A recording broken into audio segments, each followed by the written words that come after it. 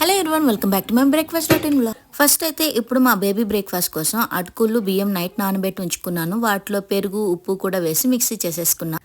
దాన్ని ఇప్పుడు చిన్ని చిన్ని దోశలుగా వేసుకుంటున్నాను.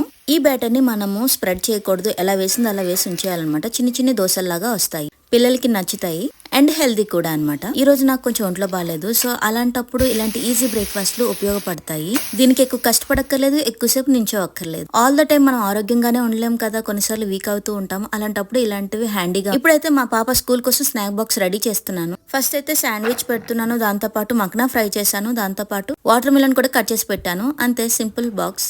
ఇది just snack box. Lunch box నేను ఆఫ్టర్నూన్ పంపుతాను. ఇప్పుడు మా కోసం నేను లెమన్ రైస్ చేస్తున్నాను. నైట్ లెఫ్ట్ ఓవర్ రైస్ ఉంది, సో దాంతో ఇప్పుడు చేసేస్తున్నాను అనమాట. మా డాడీ ఎప్పుడు అన్నాన్ని భిన్నంగా చేసుకొని తినాలి అనేవాళ్ళు, బట్ అప్పుడు నాకు వంట చేయడం రాదు. ఇప్పుడు చేయడం వచ్చినా మా డాడీ లేదు. ఇక ఇప్పుడైతే ఫైనల్ గా మా హస్బెండ్ కి టీ, నాకు కాఫీ చేసుకున్నాను. That's it. ఈ వీడియో నచ్చితే లైక్ అండ్ సబ్స్క్రైబ్.